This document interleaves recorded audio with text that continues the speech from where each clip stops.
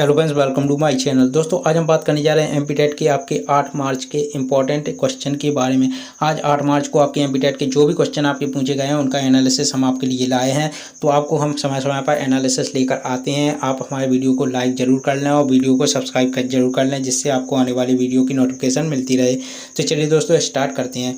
तो दोस्तों, आप पर्यावरण से स्टार्ट करते हैं। पर्यावरण के पहले कौन से क्वेश्चन पूछे गए थे, पहले इनके बारे में बात कर लेते हैं। तो ये क्वेश्चन था, मध्य प्रदेश में के निम्नलिखित में से किस नृत्य रूप को फसल नृत्य के रूप में जाना जाता है। तो उसमें अलग अलग ऑप्शन थे। एक था जवारा। तो जवारा जो नृत्य है इसको फसल नृत्य के रूप में जाना जाता है। इसके अलावा मध्य प्रदेश में फसल नृत्य के रूप में जाना जाता है। इसके अलावा शिक्षा का अधिकार से आपका क्वेश्चन पूछा गया था। तो शिक्षा का अधिकार आपका 6 से 14 साल के जो बच्चे हैं उनको निःशुल्क शिक्षा उपलब्ध कराना अनिवार्य है, ये आपका शिक्षा का अधिकार में उल्लेख किया गया था। और आपको बताएं 4 अगस्त 2009 को इसको अधिनियमित किया गया था संसद द्वारा, और 1 अप्रैल 2010 को इसको पारित कर दिया गया था।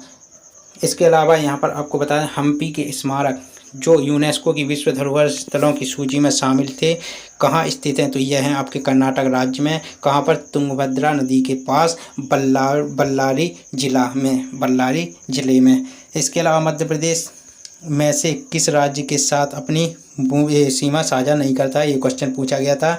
तो मध्य प्रदेश आपको पता है 5 राज्यों के साथ सीमा साझा करता है, राजस्थान, उत्तर प्रदेश, छत्तीसगढ़, इसके अलावा आपका महाराष्ट्र और गुजरात। तो उसमें एक ऑप्शन था उड़ीसा। तो उड़ीसा के साथ मध्य प्रदेश अपनी सीमा साझा नहीं करता है। इसके अलावा अगला क्वेश्चन है आपका यहाँ पर मध्य प्रदेश।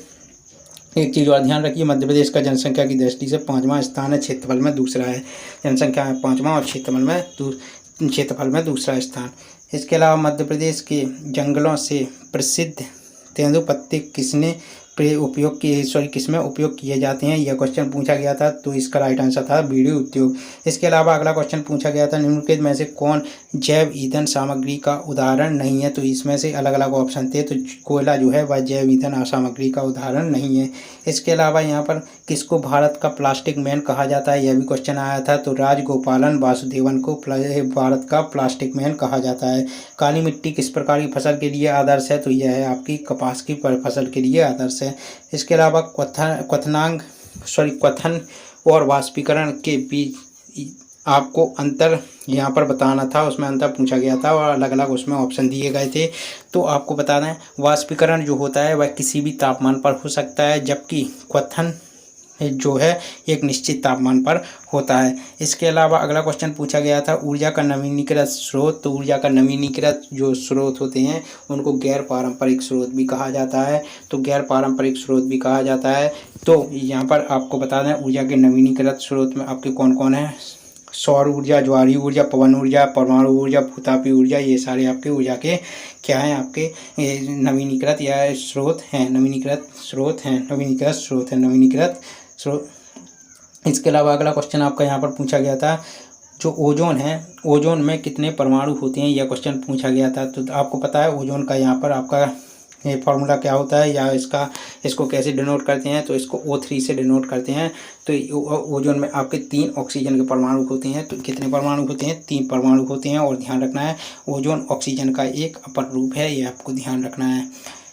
यह हमारे पृथ्वी पर आने वाली पराबैंगनी किरणों से हमारी सुरक्षा करती है, मतलब पराबैंगनी किरणों को यह पृथ्वी पर आने से रोकती है। इसके अलावा अगला क्वेश्चन है आपका यहाँ पर पूछा गया था, पृथ्वी की सतह को गर्म करने वाली प्राकृतिक प्रक्रिया क्या है। तो वह है ग्रीन हाउस प्रभाव पृथ्वी को गर्म करने वाली प्राकृतिक प्रक्रिया है।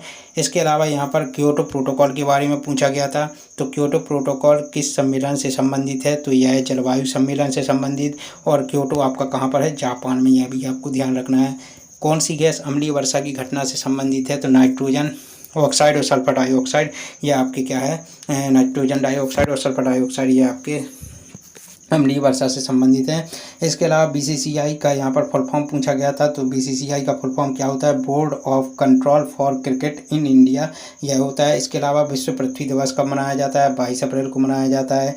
इसके अलावा एक क्वेश्चन आपका पूछा गया था, भारतीय संविधान में मूलभूत अधिकारों यानी जिन्हें हम मौलिक अधिकार इनको बोलते हैं, तो इनके बारे में पूछा गया था कि इनको कहाँ से लिया गया है। तो इनको अमेरिका के संविधान से लिया गया है, यह आपको ध्यान रखना है। इसके अलावा आप बढ़ते हैं हिंदी से आपके कौन से क्वेश्चन पूछे गए। तो हिंदी से पहले बाल विकास के कुछ इंपॉर्टेंट क्वेश्चन के बारे में बात कर लेते हैं जो आपके पूछे गए। एक क्वेश्चन था, भावना का शाब्दिक अर्थ क्या है? तो भावना का शाब्दिक अर्थ है उत्तेजना या भाव में उथल पुथल। इसके अलावा एक क्वेश्चन पूछा गया था, मूल्यांकन किसका किया जाना चाहिए? तो मूल्यांकन आपका उपचारात्मक शिक्षण द्वारा शिक्षा की खाई को भरने के लिए किया जाना चाहिए। किसके लिए किया जाना चाहिए? आपका उपचारात्मक शिक्षण द्वारा शिक्षा की खाई को के लिए आपका किया जाना चाहिए। इसके अलावा यहाँ पर आपको बता दें, एक क्वेश्चन आपका पूछा गया था कि अधिगम दिया गया था उसमें, और पूछा गया था, अलग अलग ऑप्शन दिए गए थे। तो एक ऑप्शन आपका था, अधिगम कर्ता के संवेगों से प्रभावित होता है, और उसमें पूछा गया था इनमें से कौन सा सही है? तो अधिगम कर्ता के संवेगों से प्रभावित होता है, ये आपको ध्यान रखना है।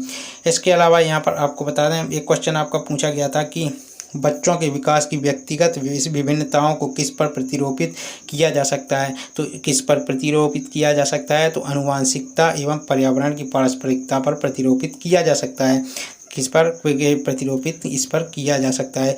इसके अलावा एक क्वेश्चन आपका यहाँ पर पूछा गया था, वह पूछा गया था, बच्चे वह नकल करते हैं जो वे देखते हैं और सुनते हैं, साथ ही जो वे सजा और सुदृढ़ीकरण से सीखते हैं। इस कथन को किसके द्वारा प्रस्तावित किया गया था? तो इस कथन को प्रस्तावित किया गया था B.F. स्किनर के द्वारा। इसके अलावा और भी आपके क्वेश्चन पूछे गए थे बाल विकास से। एक था, प्रभावी स्कूल अभ्यास का उदाहरण कौन सा है? तो यहाँ पर व्यक्तिगत अधिगम जो है वह आपका प्रभावी स्कूल अभ्यास का उदाहरण है, प्रभावी स्कूल अभ्यास का उदाहरण है। इसके अलावा एक और क्वेश्चन आपका यहाँ पर पूछा गया था, वह पूछा गया था आपका यहाँ पर अलग अलग उसमें ऑप्शन दिए गए थे, और क्वेश्चन था, निम्नलिखित में से कौन सा युवा शिक्षार्थियों के बीच पढ़ने में कठिनाई का संकेत नहीं है? तो उसमें एक ऑप्शन आपको गलत चूज़ करना था। तो यहाँ पर जो कठिनाई के संकेत हैं वो मैं आपको यहाँ पर बता देता हूँ। एक है आपका पढ़ने की गति, एक है आपका यहाँ पर शब्दों और विचारों को समझना, एक है आपका अक्षर और शब्द की पहचान। तो ये आपको ध्यान रखना है।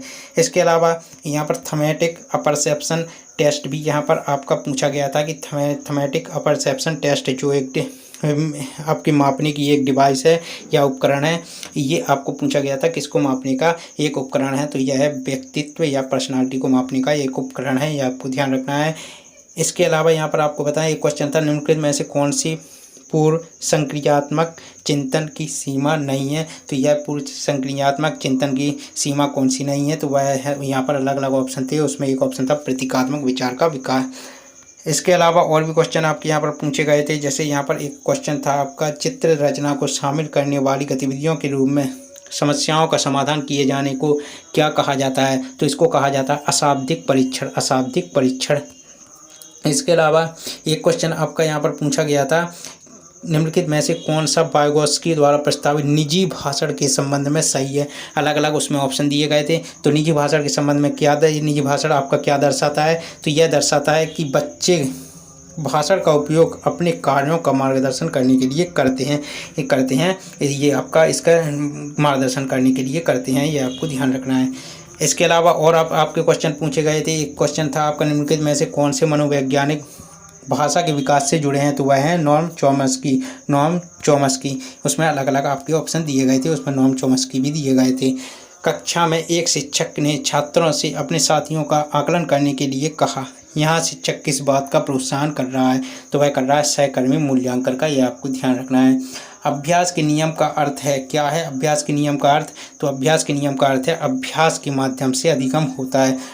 रचनात्मकता किससे संबंधित है? तो भिन्न सोच से संबंधित रचनात्मकता है। फिर से मैं बता देता हूँ, अभ्यास के नियम का अर्थ क्या है? तो अभ्यास के नियम का अर्थ है आपका अधिगम, अभ्यास के माध्यम से आपका अधिगम होता है। रचनात्मकता किससे संबंधित है? तो भिन्न सोच से संबंधित है। पियाजे के अनुसार विकास के पहले चरण यानी जन्म से 2 वर्ष के दौरान एक बच्चा सबसे अधिक किसके द्वारा सीखता है? तो वह इंद्रियों का उपयोग करके सीखता है। इसके अलावा सार्थक शिक्षा तब होती है जब शिक्षार्थी सक्रिय रूप से शामिल होता है, ये क्वेश्चन पूछा गया था।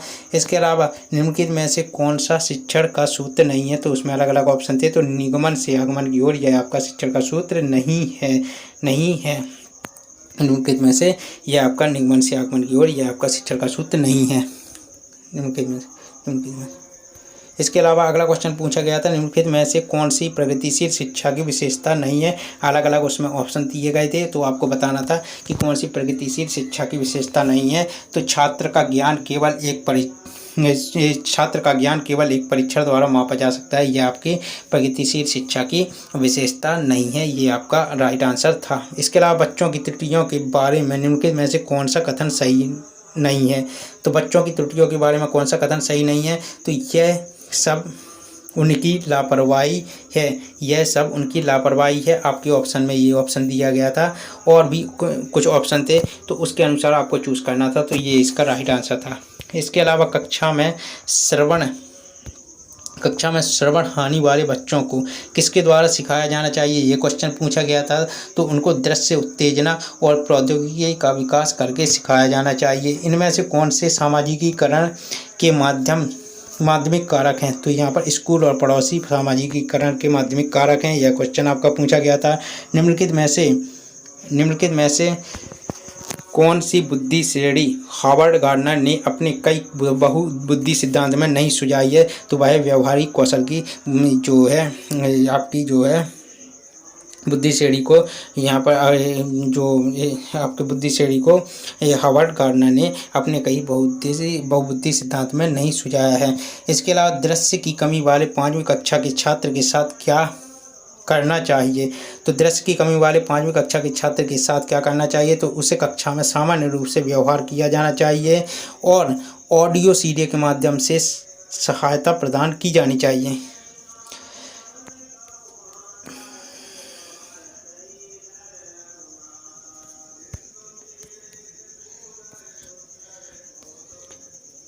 इसके अलावा आपके और भी क्वेश्चन यहाँ पर पूछे गए थे। आपके हिंदी से संबंधित क्वेश्चन कुछ पूछे गए थे, वो मैं यहाँ पर आपको कवर करा देता हूँ। तो यहाँ पर हिंदी से आपका एक पूछा गया था संश्लिष्ट का विलोम शब्द। तो संश्लिष्ट का विलोम शब्द होता है विश्लिष्ट। साक्षी का पर्यायवाची होता है, साक्षी का पर्यायवाची पूछा गया था, तो साक्षी का पर्यायवाची प्रत्यक्ष होता है। सुबह का पर्यायवाची पूछा गया था, सुबह का प्रभात होता है, अरुणोदय होता है। इसके अलावा रंग का विलोम शब्द पूछा गया था, तो रंग का विलोम शब्द विरंग भी होता है, रंगहीन होता है। पवन का विलोम शब्द आपका पूछा गया था, पो प्लस अन आपका पवन का विलोम शब्द होता है, तो यह भी आपका क्वेश्चन पूछा गया था। इसके अलावा सरमाई में कौन सा प्रत्यय है? यह क्वेश्चन पूछा गया था। तो सरमाई में आपका आई जो है वह प्रत्यय है। इसके अलावा भाषा सभी विषयों का केंद्र है, तो यहाँ पर ये क्वेश्चन आपका पूछा गया था। ये भाषा से सभी विषयों का केंद्र है, कथन क्या दर्शाता है? तो भाषा की व्यापकता को यह कथन दर्शाता है। प्राथमिक कक्षाओं में भाषा शिक्षक होने के नाते आपकी सर्वाधिक महत्वपूर्ण भूमिका क्या है? तो आपकी सर्वाधिक महत्वपूर्ण भूमिका क्या है? बच्चों की भाषाई क्षमता के विकास के लिए तरह तरह अवसर जुटाना। इसके अलावा क्या भाषाई क्षमता के विकास के लिए तरह तरह अवसर जुटाना। इसके अलावा अगला क्वेश्चन पूछा गया था, यहाँ पर निम्नलिखित में से कौन सी बोलने की योग्यता है? तो यह आपका क्वेश्चन पूछा गया था। उसमें एक ऑप्शन था आशु भाषण। तो आशु भाषण आपकी बोलने की योग्यता है। बच्चे किस विषय में सबसे अधिक रुचि लेते हैं? यह क्वेश्चन पूछा गया था। तो बच्चे सर्वाधिक रुचि आपके उन विषयों में लेते हैं जिन विषयों को उनके जीवन से जोड़ा गया हो। इसके अलावा प्राथमिक स्तर पर पढ़ाई जाने वाली भाषा आपकी क्या होती है? तो प्राथमिक स्तर पर पढ़ाई जाने वाली भाषा आपकी क्या होती है? वह होती है मातृभाषा। यह आपको ध्यान रखना है। इसके अलावा अगला क्वेश्चन पूछा गया था, भाषा सीखने के लिए क्या अनिवार्य है? तो सामाजिक अंतःक्रिया भाषा सीखने के लिए अनिवार्य है। समृद्ध भाषा परिवेश, स्वाभाविक बोलचाल, सामाजिक अंतःक्रिया, घरेलू परिवेश जैसे उपकरण भाषा के किस पहलू से संबंधित हैं? तो यह भाषा के अधिग्रहण के पहलू से संबंधित हैं। इसके अलावा अगला क्वेश्चन पूछा गया था, बच्चों द्वारा कक्षा में मातृभाषा प्रयोग किसकी तरह कार्य करता है? तो मातृभाषा प्रयोग किसकी तरह कार्य करता है? तो संसाधन की तरह कार्य करता है। एक क्वेश्चन पूछा गया था, किसने बच्चों में भाषा सीखने की जन्मजात क्षमता का समर्थन किया? तो वो है चॉम्स्की, नॉम चॉम्स्की ने इसका समर्थन किया। इसके अलावा भाषा कौशल हमें विभिन्न संदर्भों में भाषा प्रयोग में दक्ष बनाती है। यह विचार पूर्णता क्या है? सत्य है। यह आपको ध्यान रखना है। बच्चों की मौखिक अभिव्यक्ति के विकास का अर्थ नहीं है। उसमें अलग अलग ऑप्शन आपके दिए गए थे। एक ऑप्शन था कहानी सुनकर शब्द दोहराना। यह आपका क्या है? यह आपका मौखिक अभिव्यक्ति के विकास, ये बच्चों की मौखिक अभिव्यक्ति के विकास का अर्थ नहीं है। तो दोस्तों ये सारे क्वेश्चन थे जो आपके आज के आपके जो आपका 8 मार्च को जो आपका अलग अलग शिफ्ट का एग्जाम हुआ है, जिनमें आपके पूछे गए हैं। कुछ और क्वेश्चन हैं जो हमको अभी मिले नहीं हैं। अब इसके बाद हम मैथ का एनालिसिस लाने की कोशिश करेंगे। तो आप इसके लिए हमारे वीडियो को जरूर सब्सक्राइब कर लीजिए, वीडियो को लाइक कर लीजिए, चैनल को जरूर सब्सक्राइब करिए। अगर आपको कोई भी डाउट है तो कमेंट करिए और वीडियो को ज़्यादा से ज़्यादा शेयर करिए।